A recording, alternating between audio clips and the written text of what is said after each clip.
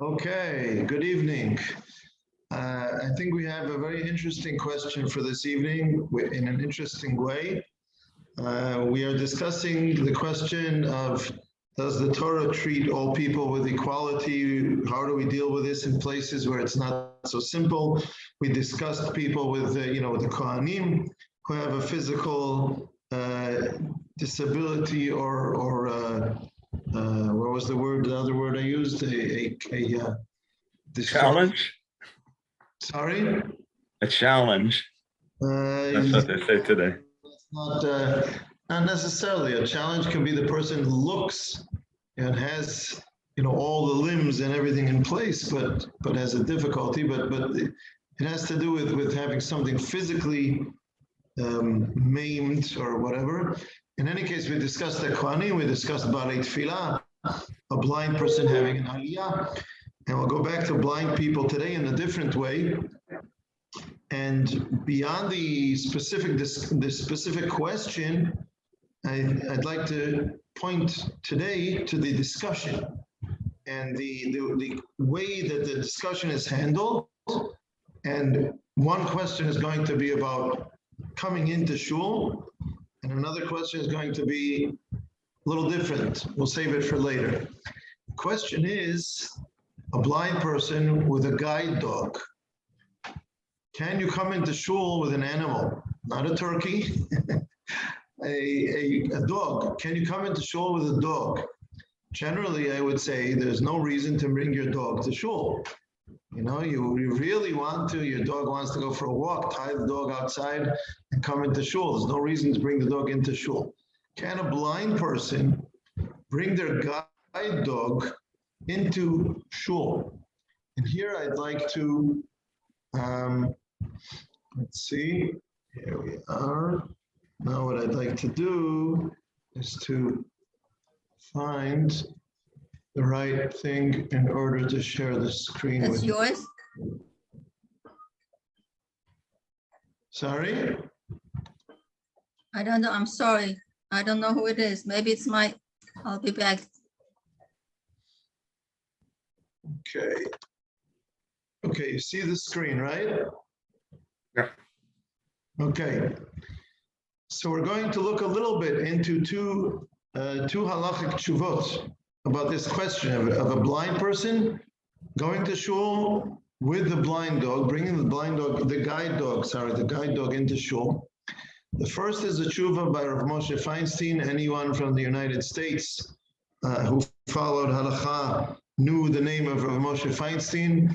They say, I have no idea between 1 and 99 how true this is. I'm sure it's not 100% sure. I'm sure it's not 0% sure. They say that when you got smicha in the US, on the back of the smicha, they would give you, write down the phone number of Rav Moshe Feinstein. So any rabbi could consult with him. He passed away in 1986 in New York. He lived in New York, born in Russia. This is a tshuva from Tafshin Yud Gimel, 1953. I'm mentioning the year because we're going to see a different opinion, another opinion after his. And because I think the years that this is being discussed might be relevant as we move on. So he is saying, again, I have the source in Hebrew, but I will explain it in English. The question is asked at the beginning about a blind person who wants to they have taught a dog to guide him, and he wants to bring the dog to guide him into shul, because without it, he has to have the dog with him. Without him, he can't come to shul, to daven b'tzibur, to hear Kaddish and Kedusha and Kriyat Torah and Megillah and so on. And so the dog has to come in with him. So is it permissible because he needs the dog? Or is it not permissible because it's disrespectful? The word he uses in Hebrew is stronger than disrespectful. It's disgrace. It's a bizayon. It's a disgrace of the shul to bring an animal into the shul. So Rav Moshe Feinstein starts discussing the question, and he brings a Gemara in the Yerushalmi that says that someone gave instructions to his sofer who would take care of his Beit Midrash, that if a person comes and he is knowledgeable in Torah, you accept him if he wants to come into the shul or into the Beit Midrash, that might be an important question, distinction later on. You can accept him and his, the word I pointed to here, he and his Donkey. Sorry? Donkey. Donkey, mule can come. Guy comes from outside. He's not a member of your yeshiva, of your Beit Midrash, of your shul. He's from outside, but he's a Torah. He knows Torah. He's a person who understands Torah. He's learned, and he comes from the road. And he doesn't have a car. He has a mule. His car he can park outside and lock. Where he's going to put his mule? He has to come in with his mule. And he gives the instructions to the person in charge of his Beit Midrash, accept him. If he's a knowledgeable person in Torah, he can come in with his mule. And he says, why is that permissible? Because he says that Batei Knisiot and Batei Midrashot are meant for people who are immersed in Torah. And so if this person is a person who's knowledgeable in Torah, whether he's a very great Talmid Chacham, or he knows some Torah. In any case, if he has connection to Torah, you can allow him to come in with his mule. And Rav Moshe Feinstein brings different sources that quote this Gemara in the Yerushalmi. And he says, therefore, we see that just like the Talmidei Chachamim in the Beit Midrash, because this is like their home, if a person from outside comes to the Beit Midrash, he's not allowed to eat or to sleep in the Beit Midrash. It's disrespectful. But the Talmidei Chachamim, the people studying there on a permanent basis, it's not considered disrespectful if they sleep or eat, because this is where they live. This is where they are in the Beit Midrash. And therefore, this person can also come in with his mule. As he says, Hachnasat Chamo, bringing a mule into Beit HaKnesset, is not kalut rosh, is not disrespectful, is not disgraceful, any more than eating or drinking or sleeping. So for the Talmidei Chachamim, it's permissible. And then he says that the Magen Avraham and the Gra bring this in their halachic writings, and therefore we see that it was accepted according to halacha. Therefore, he says, because it's the same as eating and drinking, so in Batei Knesset in the Gola, he makes an interesting he makes an interesting distinction between Batei Knesset in the Gola and in Eretz Yisrael. The Batei Knesset in the Gola are all al-tnai, are all kind of conditional, because the Jewish community is always going to be moving from one place to another. So it's not permanent. Even if it's a building, it's not permanent, it's al-tnai. So therefore it's permissible, it's more lenient, and bishat adchak, when there's a great necessity, we can be lenient and allow him to eat and so on. And he says that we all do it, because we all, for instance, L'tzorach mitzvah, we eat Seudah Shlishit in the shul. We don't necessarily have Seudah Shlishit in a special hall outside of the shul. In many places, we have the Seudah Shlishit in the shul, or maybe people make a kiddush. They make a celebration for a bar mitzvah or a chatan, and the Hasidim have like on a yortzeit. And people, it's become very common that people, when they have a yortzeit, they come to shul for davening, and after the tefillah, they set up a table with some crackers and herring and all kinds of things, and they make a l'chaim. So sometimes they do it outside of the shul, in a hall or in the foyer. Sometimes they do it in the shul, and it's become accepted. So you see that people do this. And he says, Rav Moshe Feinstein, if the Gemara in the Yerushalmi said that it's okay to bring a mule into shul, what's worse, a mule or a dog? If the mule can come into the shul, certainly a dog, here he says, Kelev lo gara michamo. A dog is certainly no worse, is not more disgraceful than a donkey. Than a donkey. Sorry? Than a donkey. Not a mule. A mule is not right. A mule is a parrot. A mule is a parrot. It's a chamor. Okay, thank you. I'll go back to a donkey. And he said it's bishat adchak. Is this considered shat adchak? So says Rav Moshe Feinstein, yes. Ein lanu shat adchak gadol mizeh. There's no greater necessity, unusual necessity, Shat Adchak, because if we don't allow for this blind person to come in with his dog, so he will not be able to come to shul. He won't be able to daven b'tzibur, Kriyat Torah, Megillah, and so on. There are days that everyone comes to shul, like Yamim Noraim, and he won't be able to come. So therefore, this is a tremendous Shat Adchak, and we have to allow him into the shul. Before I continue, anyone want to react? What do you say about Rav Moshe Feinstein's, his reasoning one way or another? What do you think about it? I think it's right. Well, I just have is it specifically, because I'm not real clear on the Hebrew, is it specifically for someone blind? Because what if someone has PTSD and needs the dog? Or what if someone has like diabetes and this dog can detect it and licks them when they need to do some insulin? Is it specific only for blind and you'd need to ask a question if it's something else? First of all, your examples didn't exist in 1953. So that's why the example that he's discussing is a guide dog, which was apparently a new thing in 53. Maybe it didn't exist in the beginning of the 20th century, and here it's becoming more people are becoming more acquainted with it, so the question comes up.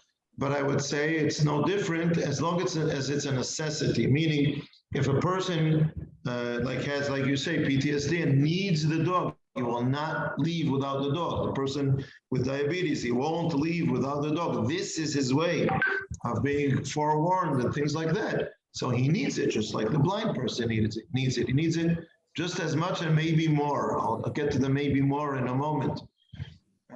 Okay, so I would say it's the same or even more. I'll tell you why even more in a moment. But says Rav Moshe Feinstein, there's no reason that he has to sit, in the front row, right by Aron HaKodesh. He can sit in the back, so the dog doesn't get in the way and it doesn't cause confusion and discomfort. You have to sit with the dog and mamash in the middle of the shul or in the front row or right by the bima where they're reading the Torah. You can sit with the dog, near the entrance. So most people are further in and it doesn't bother them. And also he says, maybe the whole discussion was what they were talking about in the Yerushalmi, in the Gemara, is the person with the donkey, he needed a place to stay. So, he has to bring his donkey in and so on. But here, and there, it's not for the purpose of tefillah.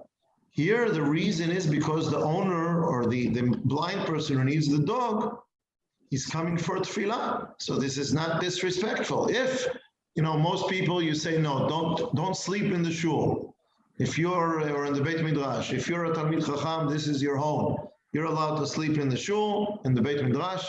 There's a guest, he's also a knowledgeable person in Torah. He came with his donkey, he has to sleep in the Beit Midrash. Okay, but it's not that the donkey is coming in for purposes of Torah learning or tefillah. And even then, it was allowed. So here, where the blind person needs the dog to come into shul, to daven, he's coming for the shul. He's not using the shul. He's coming to do what people do in shul. He's coming to daven. And so therefore, he thinks it's okay. And he says that will be relevant also in Eretz Yisrael. Because if I said it's only because the shuls in Galut are considered temporary, I don't know, in Eretz Yisrael maybe it wouldn't be permissible. But if we say that it's not only permissible because the shul is considered temporary, and Shat Adchak, it's permissible because he's coming to daven, and that's what the dog is enabling him to do. So it's for the purpose of what you do in shul. So that would be permissible also in Eretz Yisrael. So this is the tshuva of Rav Moshe Feinstein, 1953. Very interesting because 1953 is a long time ago. So long ago that I wasn't around yet. And it's interesting his thinking. In 1953, he was not influenced by progressive liberals in the third decade of the 21st century. This is 1953. So this is his tshuva. And here comes a different opinion. So if anyone wants to make a comment, please make a comment and we will wait for you for a moment, and then we'll move on. But if you want to say something now, please feel comfortable. Okay.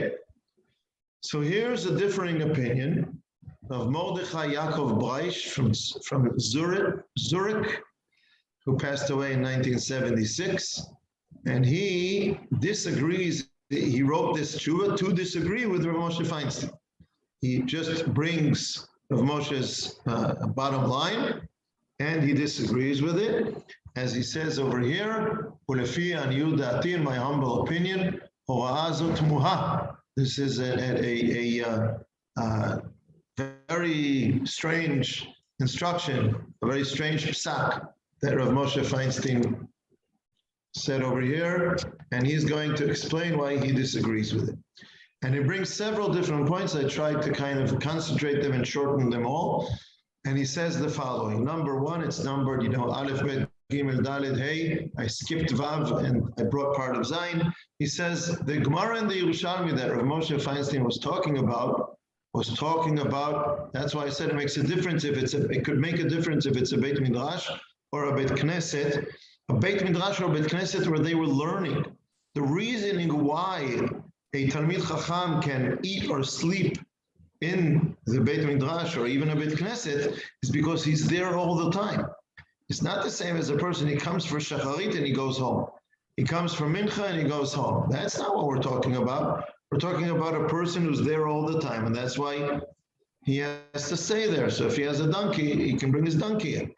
But this person is coming just for tefillah. That's not the same. That the Yerushalmi is not a good source for what you're trying to say, says Rav Breish. Number two, the Yerushalmi is about sleeping because he needs a place to stay. This person with a donkey came from the road. This was his car. This was his truck. He had something he was taking with him. He was riding on this donkey, whatever it is. Here he needs a place to stay. So he needs a place. We have to let him in here. But tefillah, and who's it going to bother at night? Everybody's, either went home or they're sleeping in the Beit Midrash also. But in the time of tefillah, says Rav Breish, to have a dog there during the tefillah, no, that's not right. It's going to bother the people davening. It's going to distract them from being able to have kavanah. He brings the Rama in Shulchan Aruch, who says that animals are considered, you're not supposed to have in Beit Knesset something between you and like the wall or the Aron HaKodesh. For instance, he brings another example. We'll get back to another example. We'll get back to the animals in a moment. He brings B'gadima Mitzuyarim. In other words, don't have artwork, very fancy artwork in shul, because when you're supposed to daven, you're going to be looking at the artwork. You're going to be looking at these beautiful things, and it will distract you from the tefillah. And in the same way, the Rama says also animals, they get in the way. They shouldn't be between you and the Aron HaKodesh or the wall. And so he says, Rav Breish, of course, if there's a donkey or a dog, of course that distracts you and bothers your kavanah. It's much worse than having a picture. There are things like that. Certainly not. And if you have a donkey or a dog, just think about it. When the kids come into the shul and they're going to find the dog in shul, what do you think they're going to do? They're going to start playing with the dog. They're going to start petting the dog. Who knows? One unpleasant kid is going to pinch the dog. Who knows what they're going to do? This is not proper. This is shul. It's not. If you put the dog outside in the yard and the kids, will play with it, that's one thing. You want them to play with the dog in shul? He says no. Another thing he says.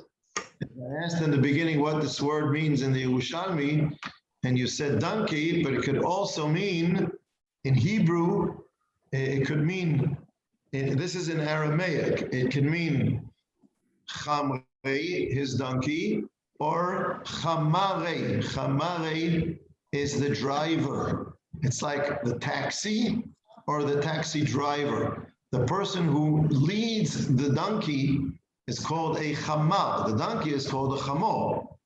person who leads the donkey is called a chamal. He's a donkey driver. We have these things in halakha, different discussions about people who would, lead, let's say, groups through the desert with camels or with donkeys or things like that, or with ships. So these were people, they had a profession. Their profession was, leading donkeys or mules through a certain journey, or camels on a journey. So who said that the Yerushalmi is talking about the donkey and not about the donkey driver? We don't have vowels in the Yerushalmi. So it could say chamri, or it could say chamari. Chamari is the person driving the donkey, not the donkey. So he doesn't accept that we have proof that you're allowed to bring the donkey into the shul.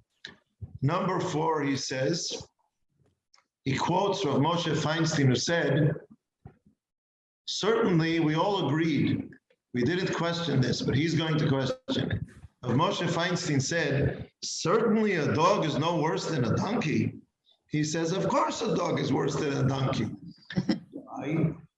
He says, because a dog can be scary. He brings a Gemara, Masechet Bava Kama, about a woman who was walking somewhere and a dog barked at her. And the dog's owner said to her, don't get scared. The dog doesn't have teeth. And she said, thank you very much. Too late. I already had a miscarriage because of the dog.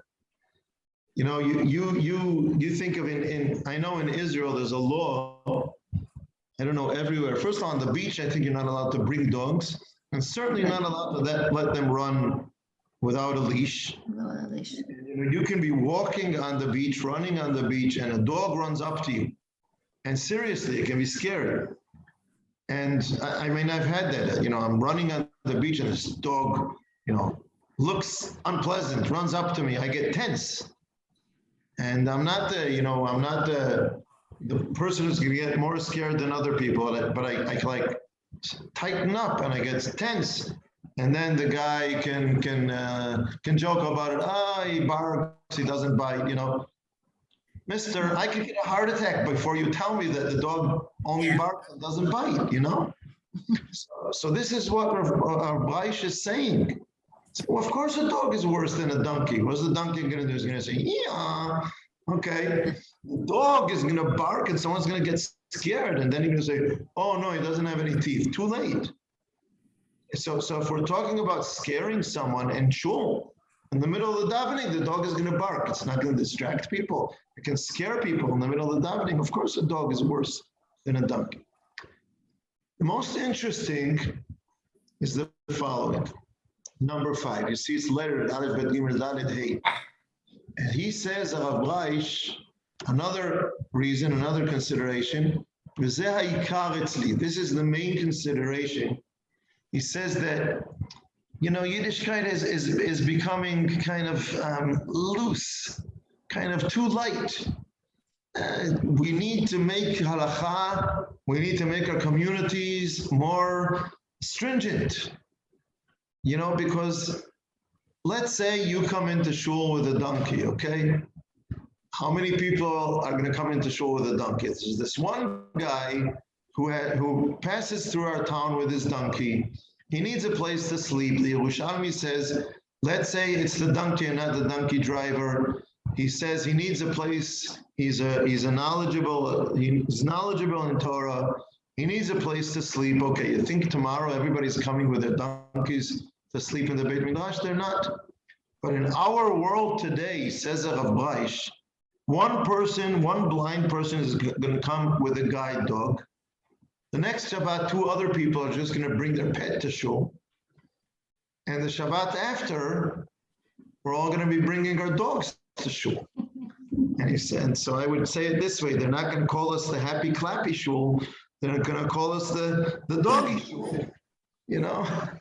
Everybody's going to be coming, like people sometimes ask about kids bringing bicycles to shul or whatever it is. And you say, on Shabbat, maybe it's not forbidden. It's a halachic discussion. Are bicycles forbidden or not forbidden? But you know what? If everybody, let's say we can be lenient and there's room to be lenient and saying you're allowed to ride your bike to shul. I do not want to be the shul that has a parking lot for bicycles outside on Shabbat. We don't want it. That's not what we want our shul to be. And one person starts bringing his guide dog, and the next guy brings his pet, and you can't stop it. And then he says, they're going to think, it's the chairman brought his dog, because who's going to argue with the chairman? So if the chairman can bring his dog, if the president of the shul can bring his dog, so I can also bring my dog, and so on. And so if you open a little opening, it's going to become like a snowball. And then he says, and if one serious shul allows it, there's going to be some rabbi. You see how he writes the word rabbi here? He doesn't write Yerav. He doesn't say there's going to be a Rav, a Talmid Chacham. There's going to be some rabbi. Rabbi here is said in a disrespectful way. There's going to be some not serious rabbi, some Joe Schmo who doesn't know what he's doing. He's going to say, okay, we can be lenient, and everybody's going to be bringing dogs to shul. Have you ever seen a church where everybody comes with their dogs? So that the Christians don't come with their dogs to church. The Jews bring their dogs to shul. That's a chilul Hashem. Says the main reason I am against it is because people are, the religious community is not serious enough. We're not stringent enough. You start allowing dogs in shul, it's going to go downhill. It's going to be a chilul Hashem. We have to stop it here. Don't come with your dog to shul. Yes, go right ahead. I want to tell you that in the U.S., the Reform congregations do have a day to bring your animal to shul or temple, because they call it a temple, to bless your animals, your pets. I saw that once, and The Christians do that. Yeah. I think, from what I know, there is a reform or some reform shuls or rabbis who did that, but it's not kind of, everybody agrees, everybody accepts, it's done. But it's I don't know that it's common, that it's commonplace, every respectful reform community has a dog day or something like that. Amisha Beirach for the dogs, they make fun of it. But I They think actually do bark mitzvahs. They have bark mitzvahs. right. I mean, they have with the doggy with the talis. I mean, it's. But I don't know how, it's like sometimes Haredim can find a Tzionida shul that does something and mock it, and then you find out that there is such a shul. It doesn't mean that we all do that. So I don't know how common it is. I don't think it's so common. I think that those who do it, I don't think it's right. It's almost the opposite of what you're talking about. We're talking about if everybody brings their animals to shul, maybe somebody will be put off by that and they won't come. In the States, what Ed is talking about, they're trying to figure out some way to get people to come to shul, and therefore maybe if they bring their pet, they'll be likely to show up. Is a totally different thing. That's an interesting point. And Bryce is saying, I'm not afraid of people even being turned away from shul because of the dog. The davening will be bothered. You're going to come to shul, and right there's a dog. That's not what you want when you come to shul. And it's going to bother you. It's going to bother your kavanah. Don't do it. Yes, Eliezer. Well, I think he's dead wrong, but I don't know whether I should go into it. First of all, the whole point is if a blind person needs a dog, this isn't going to be a pet dog that everybody comes to pet. It's going to be a dog that helps them get around. And the seeing eye dogs are always very well trained, or not always, almost always, very well trained, very, very calm. Not every dog is accepted. It's like elite units. Not every dog is accepted to be a blind dog. I happen to have, my wife has a cousin who they have two boys who are now grown up, and so they're more or less our age without children at home. One of the things they do, they're good people. One of the things they do is they take into their home dogs who are being groomed to be guide dogs. And they not, so they've done this a few times, and like they have the dog for a year or two, raising it, training it, and so on. And then if the dog is accepted to the program, it's like, being accepted to what we call in Israel to sayeret, you know? That if the dog is accepted to the program, then at some point they have to hand it over and it goes into a special training program, but it has to be a very calm and obedient dog and so on. Not every dog that is kind of groomed for it ends up getting accepted. Only the dogs who excel, you know, only how do you say, klavim mitztainim, how do you say that, you know? What? I didn't Only hear what. dogs with the highest grades are going to be accepted to be guide dogs. מצטיינים, הם צריכים להיות מצטיינים, they have to excel. Right, they have to be top of their class. Right. So the guide dogs are very calm and good dogs. They don't make a fuss. They don't make a scene. Yeah, so that's one thing. Another thing is that I used to be a member of the Hula Anana a long time ago, way before David came into existence.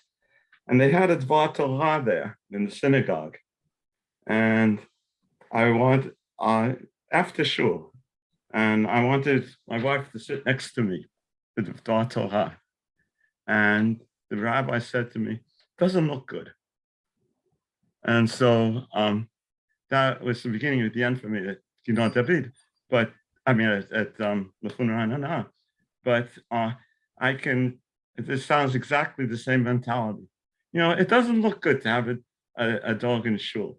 And what if everybody brings it? What, you know? So that's another thing. Third thing is I don't agree with this logic also, because who would bring his donkey driver inside and leave the donkey outside? Isn't the donkey driver supposed to guard the donkey in some way? So that also doesn't make sense.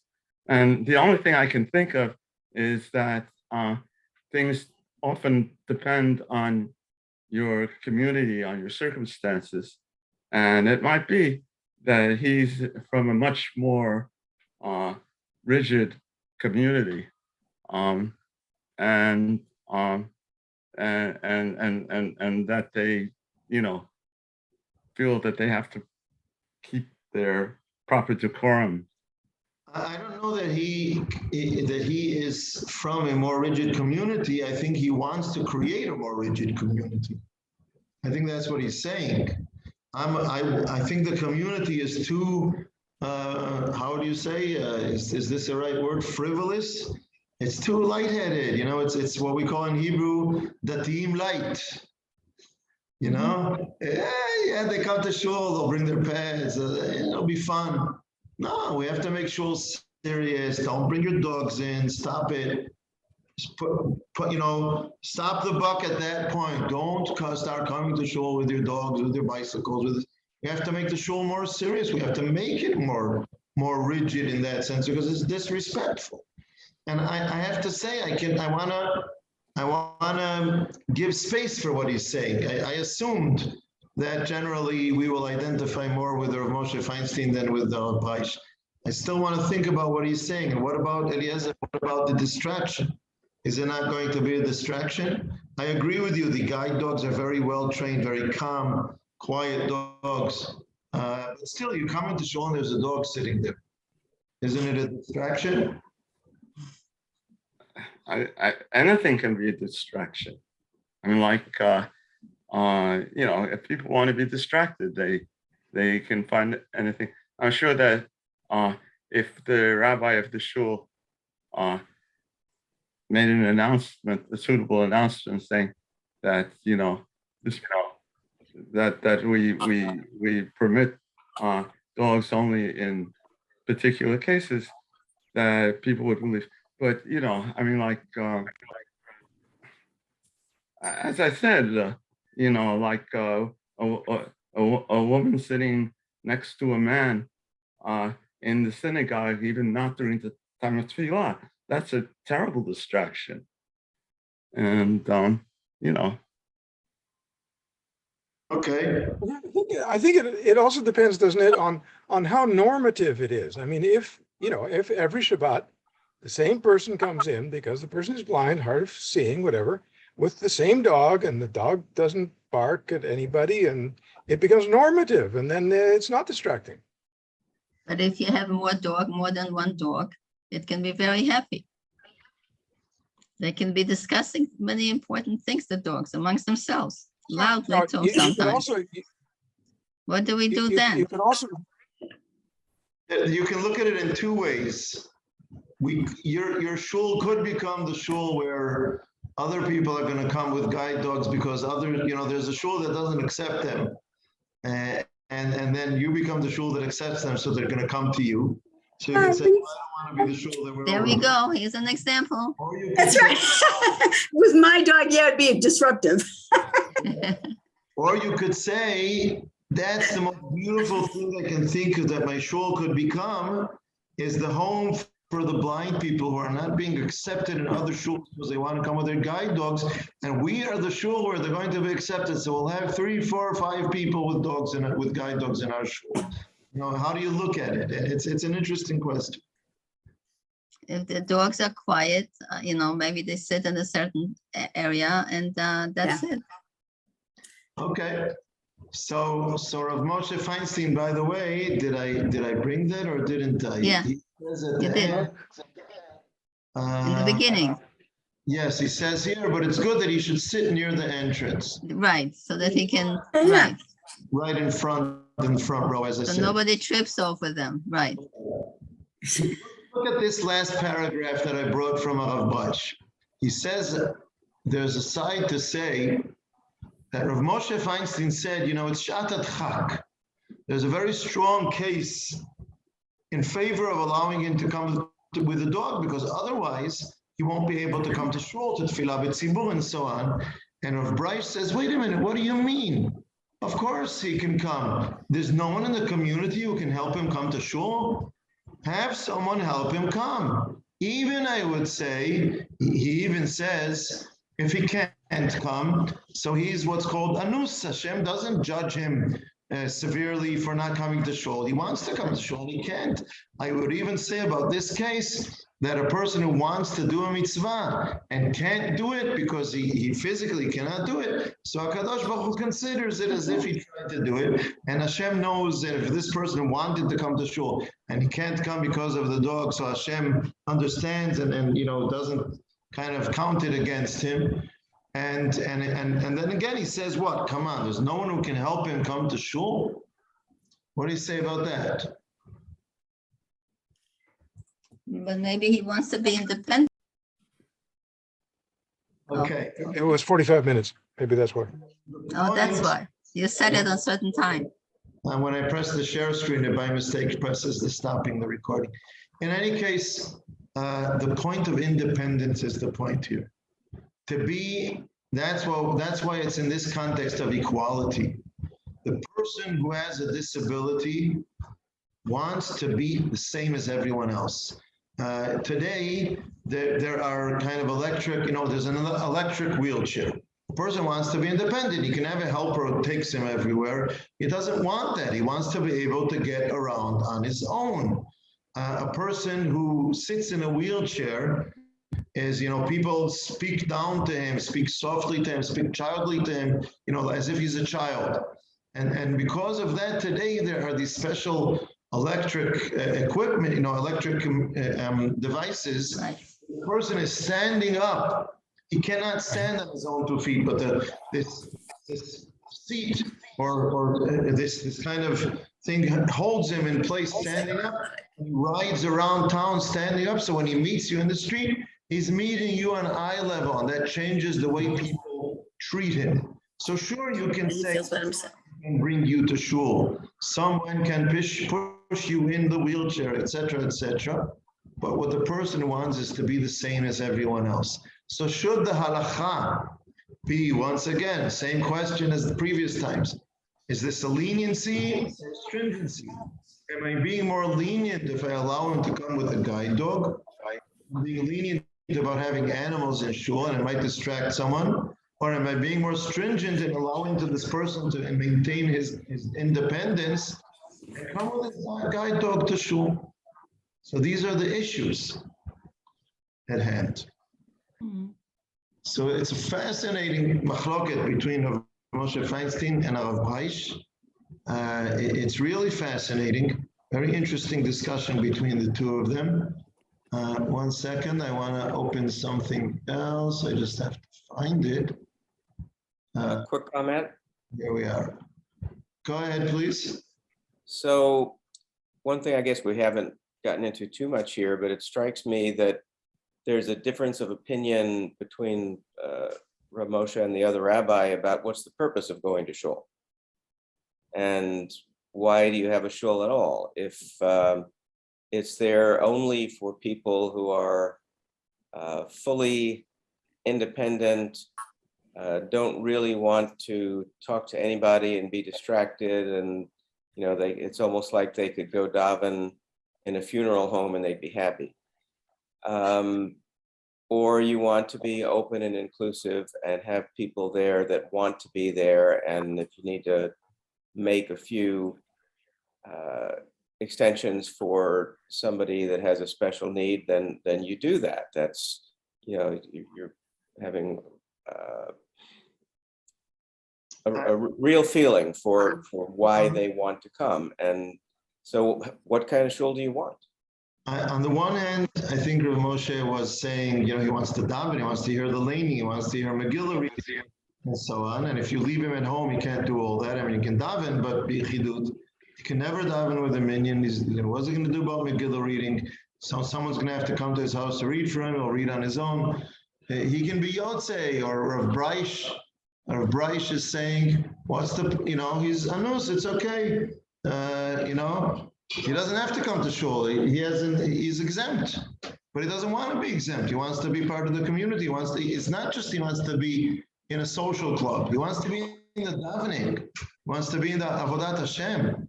But you're right, because Rav Moshe also mentions ogmat nefesh, because there are places where there is leniency in halacha for ogmat nefesh, because the times that everyone comes to shul, that person also wants to come to shul. So he says, just like on Yamim Noraim, we will be lenient about certain things that maybe we won't be all year long, because if one Shabbat you're not in shul, everybody misses a Shabbat here and there. But Yamim Noraim, everybody's in shul. You don't want to be left out. So for this person, if he's left out, he's going to be left out all the time. So I don't want him to be left out. So he is taking into consideration the fact, the psychology of the person, the fact that he wants to be a member of the community, and not just that he wants to check his obligations towards what Hashem demands from him. And if he gets an exemption, he says, okay, Hashem gave me let me off, I can stay home. Even the humanistic consideration, if he wants to be part of the community, is a consideration that Rav Moshe takes into account. At the same time, I want to say that Rav Breish, I don't want to overlook what he's saying in the sense of, both in the sense of the seriousness of the community, but like Eliezer said before, you can explain to the community, you can bring Rav Moshe's tshuva, you can bring Rav Breish's tshuva. Like if you're the rabbi of the community and the person needs this, you can bring Rav Breish's tshuva. You can say, I decided that the person can come with this guide dog, but this is not going to become a norm. That doesn't mean everybody start coming with your pets. And if you have a guest who comes for Shabbat and sees that there's a dog in shul, explain to them, or tell them in advance, explain to them why we have a special need for that over here, and so on, and have the dog in a specific set place so that people don't come and are surprised by it, and so on. Maybe the blind person himself can also be considerate of other people in the Beit Knesset, and understand that he should sit in a specific place where it doesn't distract people, and so on. Or maybe we should be more considerate of him and say, yeah, you're just like everybody else. Come sit in the front row. And we'll get used to the dog being there. That's also something we can train ourselves to get used to it. Okay, this wasn't here until now. This person has lost his sight, or he's a new member of the community. We can get used to this. It's okay. So there's a kind of, we can push it in the right direction we can look at it from a few different angles, but don't just let it be. Kind of try to guide it like a guide dog. Try to guide it. We should guide it guide this occurrence in the community in a positive direction. The issue doesn't end here. And I'd like to show you something else. Let's see if I can put it in its right place. Here you are. Okay. I'm going to show you something. Happen to be on here we go. Okay, this is part of the Machona Israeli Ledemokratia. In English, it says here, the Israel Democracy Institute. Rav Ben Ilau wrote a few tshuvot, halachic tshuvot, with halachic reasoning, within the framework of the Israel Democracy Institute. Meaning, trying to see, can we put together the considerations that are taken into account in a modern democratic world today with halachic considerations. So one answer was about what we discussed in the past about a Kohen who is now in a wheelchair. Can he do the Birkat Kohanim? A Kohen became an elderly person. He can't stand up now. He needs to be in a wheelchair. He wants to come to shul and to perform Birkat Kohanim. Or he has a tshuva about a person. Well, maybe we'll do that next time. A person who is deaf and uses sign language, and what are the ramifications of that, the consequences of that in halachic, certain halachic areas, all kinds of interesting things. And here, the issue is bringing guide dogs to the kotel. It starts with an occurrence, an event that happened here he discusses it, he describes it at the beginning. In December 2012, 60 blind people with guide dogs went on a tour in the old city in Jerusalem and experienced all kinds of things. One of the things they were not allowed to do was to come to the kotel, because animals are not allowed to the kotel. And the Rav of the kotel, Rav Shmuel Rabinovich, did not make an exception here. He actually wrote a halachic tshuva about this. This is a periodical called Tchumin. Maybe some of you are familiar with it. Tchumin is like an abbreviation for Torah, Chevra, Umedina. Torah and society and the state, the modern state. It's an excellent. Like it comes out once a year with several halachic articles on how do you say, on contemporary issues. Here, I'll take a peek at this one. This is volume 29 that came out in, what year was it? Tafshin Samech Tet. That was 2009. And for instance, it discusses a person who what do you call it? A person who makes the connections to rent an apartment. He's a Socher dira? not socher. A renter. What is that? A renter. Metavech. Agent. An An agent. agent. Yeah. He didn't say in advance that you have to pay, and then he demands, you have to pay, you don't have to pay. Does using a credit card mean that you made a final transaction and you can't change your mind after you did it? Reading the ketubah and the chuppah, using Hebrew names and non-Hebrew names in a get, all kinds of very contemporary issues. And one of the articles in this volume 29 in 2009 is a Rav Shmuel Rabinovich, the Rav who is the Rav of the Kotel, about bringing a guide dog into the Kotel. And he discusses many things. We can't get into it. It's too long and too late now. But his final decision is that we should make a place at the Kotel so they can bring the dogs up to a certain point and then have people to take them to the Kotel and not go into the area With the dogs. with the dogs. That's the bottom line for him. I have to say that another question to look into, who decides Who decided that there is a Rav of the Kotel, that he has authority, that what he says goes? Some questions to be asked about this. Right now, that's the situation, and he makes decisions. And that was his decision. It made a big stir in Israel. People were writing against it. It's against Israeli law of not how do you say, not discriminating against people because of physical disabilities and so on.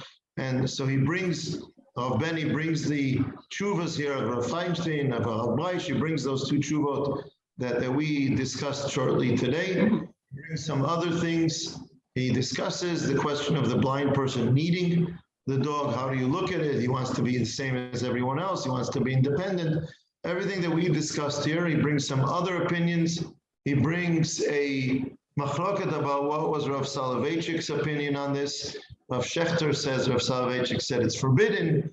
Rav Lichtenstein said Rav Soloveitchik said it's permissible. We had this kind of situation when we started with women dancing with the Sefer Torah in late 90s in Ra'anana. We had an argument with another rabbi. What did Rav Soloveitchik say about it? And by the way, both were right. Rav Soloveitchik passed away in 93 and stopped being active in 85. So I think, with all due respect, and I have great respect for Rav Soloveitchik, it's up to us to decide now. But in any case, Rav Ovadia Yosef, his son, his grandson, say all kinds of things. And it's an interesting question. But the question is how to handle the kotel. What do you do at the kotel? And Rav Benny's direction is to say that we have to make a way that people can, in the and he advocates for creating a situation where I understand. It's very interesting. He says we have to take into consideration both sides and listen to both sides. On the one hand, don't bring them into the center of the square, for people are going to be surprised by it and so on. But let's make at the kotel an area or a path where blind people can come with guide dogs and reach the wall. They don't have to take over the whole square, but let's enable them to come to a certain point by the wall. It's very interesting because he's trying to take into consideration both sides and on this issue, not totally ignore or disregard any one of the two different opinions that you might hear on this kind of issue. So I'm just saying, if anyone wants the link to find this whole, it's like a little booklet of 20 pages or so. Let's see how many pages it is. This is page 20. Yes, 20. It's 20 page. 22. No, 22 pages. 22 is the footnotes. Oh, so 20. Page 20, here it is, page 20. So in any case, if anyone wants the link, I'll be happy to send you the link to read it in Hebrew. But Okay, sounds interesting. And the fascinating, the question of the halachic question in Shul is interesting. The way the two different rabbis looked at it and took the different issues into consideration is interesting and relevant to our discussion. And the way that Rav Ben Hillel puts it together to think about the kotel and how we should deal with that, and the way the public discussed it, certainly people were very offended by it. People with disabilities, not blind people. The woman who is today the Minister of Energy in Israel, that's what it's called, Sarat HaEnergia. Yeah, she's deaf, right? If you remember She's deaf. In the convention in England about ecology, there was a misunderstanding a few months ago, half a year ago, 9 months ago, because they didn't prepare for her to be able to come at an accessible entrance. Right. Would not allow for a wheelchair. For a wheelchair. They weren't ready to allow for a change in the rules and the regulations for her that day because of security issues. So she was left outside, and for that one day, and the next day they made proper preparations, and she got in, and they apologized and so on. So she wrote an article, or she was interviewed in the media in 2013 about this issue, and she was how do you say, she was opposed. She was Adamant. she was not the word is not demonstrating, because she was speaking up. Advocating? Sorry? She was adamant about the Up against the idea, like the Rav of the Kotel wouldn't allow blind people to approach the Kotel. She was saying this is discriminating against people. For her, it would be the same as if you said she can't come with her wheelchair to the Kotel because maybe someone will be distracted from his tefillah because he sees someone in a wheelchair. For her, it's the same thing. So I'm just saying it raises issues in the society, and you see the different opinions that the rabbis have and their considerations and how we should handle it. So I think these are very interesting and relevant questions. Yeah. They are. So before I say something about our next shiur, does anyone want to make any more comments before we end for today? Well, the rabbi that talked about not having paintings on the wall because it's very distracting and everything. What about windows open when you can look outside and see the beautiful things or see a bird chirping? I mean, isn't that distracting too? So should you just be in a room with no windows? Why are you bringing up more problems? Why? Don't we have enough? We have so many. What are you doing? Now we're going to be this is something in a closed up room, no windows, no. Gemara says a shul should have windows. Shul should, not can, should have windows. And there are a few different explanations of this. Rashi says it will make you look up to the sky and kind of have this, Yirat Hashem, because you're looking up to the sky. Kook has a fascinating comment about it, which reminds me of Rabbi Mital. Rav Kook says you have to have windows because the idea of going to shul and worshiping Hashem and having a religious community is not to disconnect yourself from the world. It's to make a community that's relevant to the world outside. I don't think that's the pshat of the Gemara, but it's a very interesting comment of Kook's outlook on life. But what about breathing? What about air? Maybe you should make, there's a difference between the windows being on the same level as the height of the people davening and people passing by in the street, because then you can be very distracted. But if the windows are a little higher up, and you have a view of the sky, of the trees, and so on, right, that might be very beautiful. But it's a question of, how closed, how open, how connected, how you do need to create the framework of the Beit Knesset, of the Makom Tefillah. You don't want to have a shul with, 360 degrees windows. You have homes today that are built that it's all windows, and then you can put down the shades if it's too sunny or if you don't want people looking in, but it can be beautiful. Your home has a beautiful view and it's all glass windows. No concrete walls, all glass windows can be very beautiful. I don't know that that's the right thing for a shul. Maybe the shul needs more of a framework on the one hand. So these issues are not so far from the question of who comes into shul, how, and with what, and what does that say about us, both in where do we define these are our boundaries, and how does it define us, and how inclusive are we? And there's some tension between the two, and that's the question that came up today. Yeah. I wonder, it's interesting that, we're discussing this from a fairly abstract point of view. I wonder if one of us, was truly, let's say, blind. Maybe that person would have a different perspective. That's I think what we're trying to understand. In other words, Rav Breish is saying to the blind person, fine, come with your dog, tie him outside. One of the members of the Beit Knesset will help you in.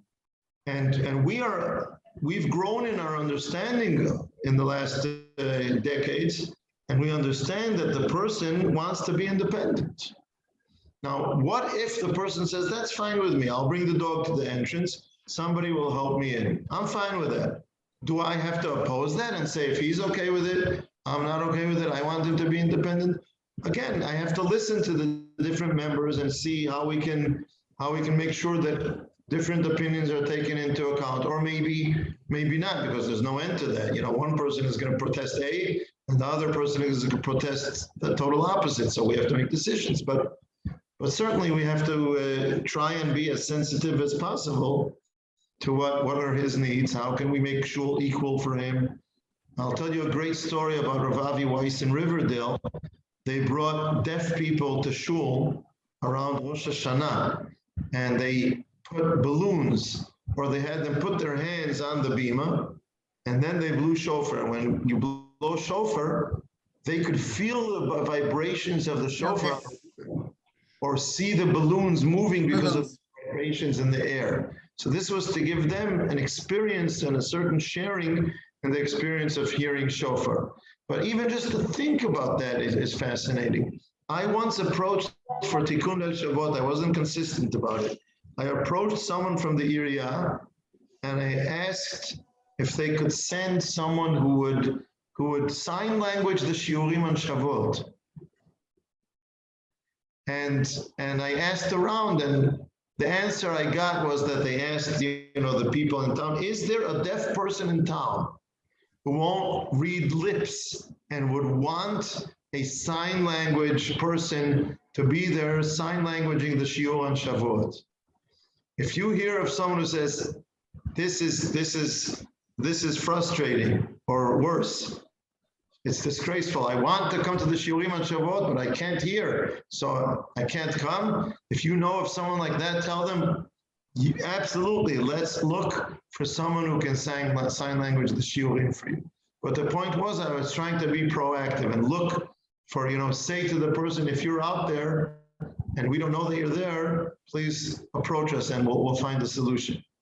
So, the question is, how do we make ourselves more and more sensitized to these issues and try and make everyone as inclusive as you can be, and yet see that as a growth of our shul and not as not something that is more lightheaded about our shul, because someone is going to come with a guide dog. But and at the same time, like we said before, don't make us the dog shul. That's not what we want to be. Okay, thank you. Very interesting. Okay. Oh, Thank you very much. Question. You don't have to answer me now, but anyone who can, if there are any specific areas, not necessarily about this issue, what should be our next issue? Challenges facing Emunah in our times. If there are specific questions that you would like to raise and discuss, please write to me, email, WhatsApp, whatever you'd like, so that we can plan ahead. Okay? Okay, thank you. Okay. Laila Tov. Bye. Laila Tov. Thank you. Good to see everybody. Thank you. Bye. Stay well and stay Thank you. safe. Bye.